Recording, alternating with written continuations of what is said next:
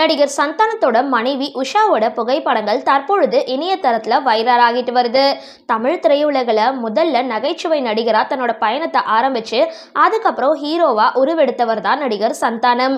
இவரோட நடிப்பில் வெளியான சக்கப்போடு போடு ராஜா, தில்லுக்கு துட்டு, டக்கால்டி போன்ற பல படங்கள்ல ஹீரோவா அசத்தி இருந்தாரு.